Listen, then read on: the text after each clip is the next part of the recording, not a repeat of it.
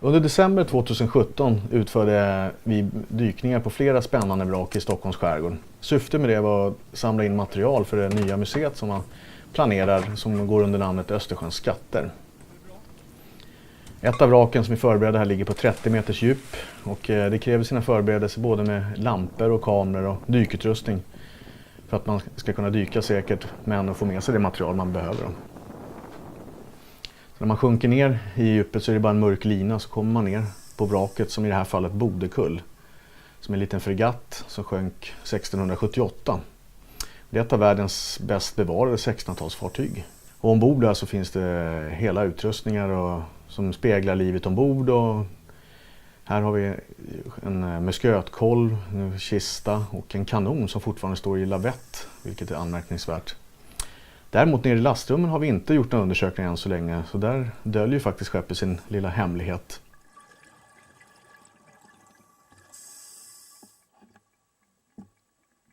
I samband med de här dykningarna så tittade vi även på 2 nyhittade vrak som vi inte visste någonting om.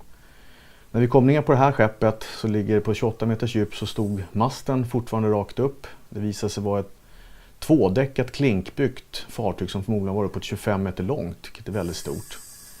Detaljer och framförallt lasten ombord som vi ser här är väldigt spännande då det visar sig vara osmundjärn som ligger i tunnorna.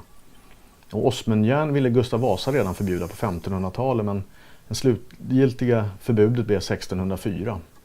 Här har vi flera tunnor och även riggdetaljer som en liten jungfru till höger bild.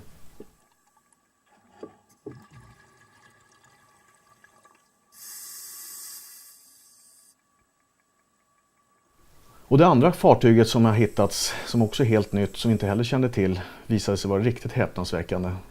Till första anblick så ser det ganska beskedligt ut där det bara sticker upp några spanttoppar och några däcksbalkar. Men det visar sig att däcksbalkan har knoppar som är längst ut på balkan så att säga. Och det visar att balkarna har stuckit ut på andra sidan skrovet, alltså på utsidan.